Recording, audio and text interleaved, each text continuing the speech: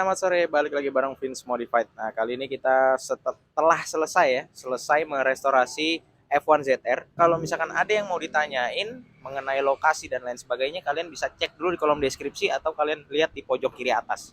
Jadi, kalau ada yang nanya lokasi dan lain sebagainya di kolom komentar, eh, jadi saya nggak perlu balas ya, karena udah saya jelasin di awal video. Nah, sekarang ini kita sudah selesai merestorasi F1 ZR ini ya. Bisa dibilang ini resto mod ya. Apa itu resto mode? Restorasi tapi nggak kembali 100% dengan konsep original, tapi ada modifikasinya sedikit. Nah, modifikasinya apa aja? Ya kita mulai review dari mulai depan dulu ya. Kita dari pengereman di bagian depan ini ya. Yang pertama kita pakai kaliper ini pakai RCB ya. Terus untuk pengereman depan selang rem kita pakai Proliner ya. Dan untuk cakramnya sendiri itu kita pakai floating CNC. Dan untuk pelek ini memang agak sedikit nyeleneh ya. Tapi ini request dari yang punya motor, jadi kita kalau bikin motor atau mengerjakan motor itu by request ya. Jadi kalau misalkan request ownernya mau seperti itu ya pasti kita kerjakan seperti itu. Jadi kalau ada netizen yang bilang wah kok peleknya begitu, jadi disclaimer dulu di awal bahwa ini memang request dari ownernya. Lanjut lagi ke bagian mesin ya. Ke bagian mesin, ini mesinnya sudah kita rebuild ulang. Untuk blok sudah kita porting ya, portingnya porting harian, nggak tinggi-tinggi, exhaustnya juga. Terus juga untuk kampas kopling ini masih menggunakan kampas standar. Tapi untuk per koplingnya itu sudah kita modifikasi pakai per smash ya, smash ori. Dan untuk rumah kopling, terus gigi primer itu semuanya baru ya, baru dan original. Terus untuk piston ini juga pistonnya baru, oversize-nya 100, nggak gede-gede, kerkasnya standar, bearing kerkas dan lain sebagainya juga itu standar, nggak ada yang kita ubah pakai high speed nggak ada. Nanti kita cek sound seperti apa suaranya.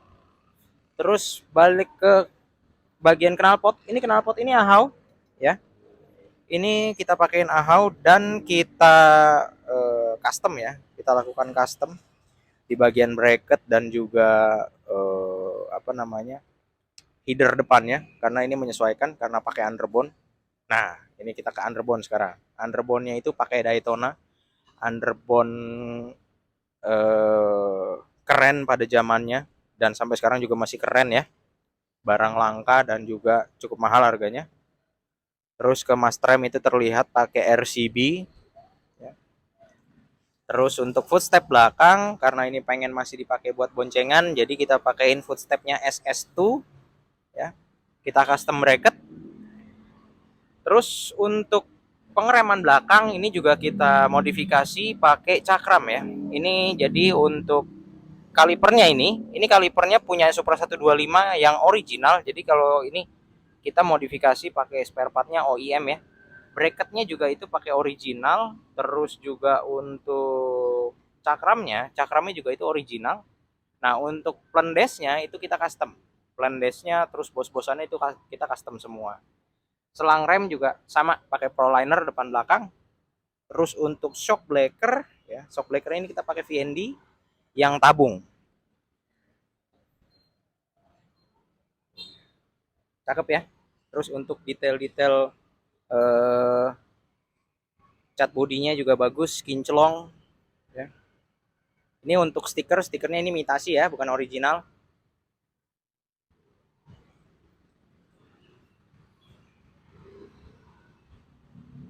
Terus kita ke bagian stang. Ini kalau untuk di bagian kokpit ini semuanya standar ya. Mulai dari handle kopling, handle rem, switch-nya ini segala macam, saklar kanan kiri itu original, grip original, jalu juga original. Untuk speedometer kita masih pakai yang pakai yang lamanya. Terus mikanya ini kita ganti baru. Jadi kinclong kayak baru. Bisa disut, dikasih lihat speedometernya.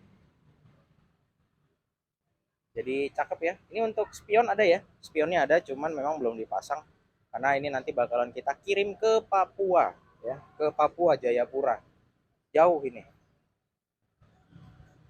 Gitu. Nah, sekarang kita coba cek sound ya. Ini starternya cukup sekali pencet aja motornya pasti langsung hidup, nggak perlu dicuk-cuk kecuali kondisi dingin ya, kondisi dingin dan juga beberapa hari diem nggak dipakai bisa dipakai cuknya. Tapi karena ini eh, tadi habis dinyalain, habis dipakai jalan dites, jadi nggak perlu. Kita tes.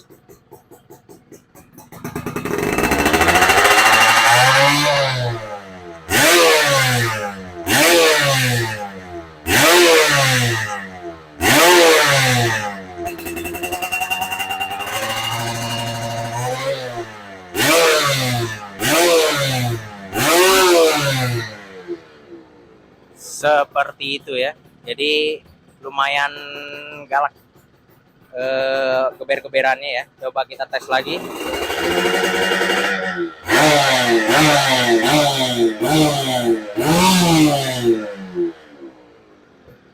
Sip ya.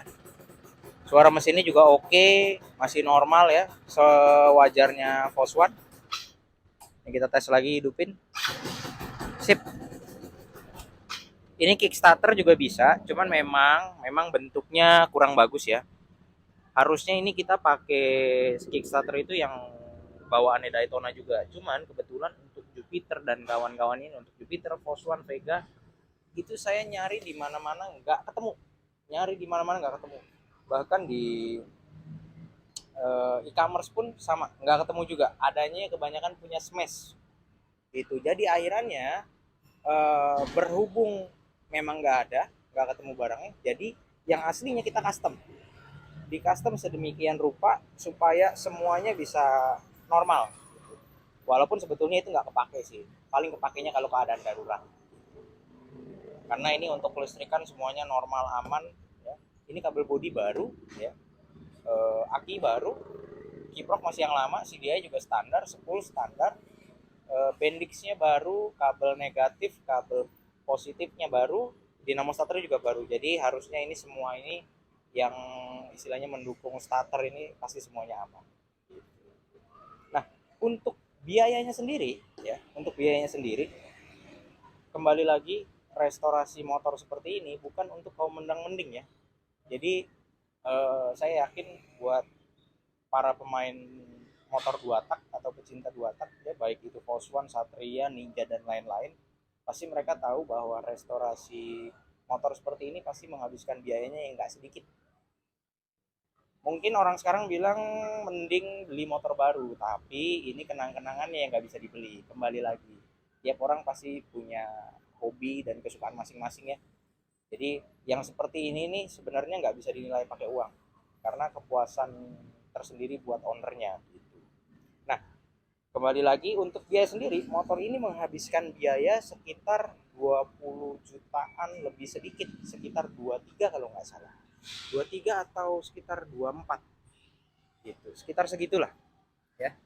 Kalau ada yang bilang mahal atau murah itu relatif ya, tergantung budget kalian masing-masing. Jadi nggak bisa dijadikan patokan harga segitu mahal, karena yang jauh lebih mahal dari itu pun banyak.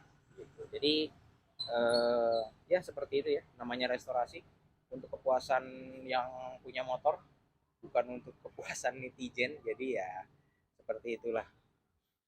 Jadi memang kalau untuk restorasi ini biaya itu yang mempengaruhi biaya, satu itu kondisi motor, requestnya seperti apa, dan juga pemakaian spare part. Nah untuk kalian yang mau restorasi, untuk yang mau nanya-nanya seperti yang tadi saya bilang di awal video, bisa kalian cek kolom deskripsi atau di pojok kiri atas ya, atau mau datang ke sini juga boleh, atau mau motornya mau kirim-kirim seperti ini jauh dari Papua, datang ke sini di restorasi di sini gitu. Jadi oke lah, cukup ya saya rasa untuk review motor ini.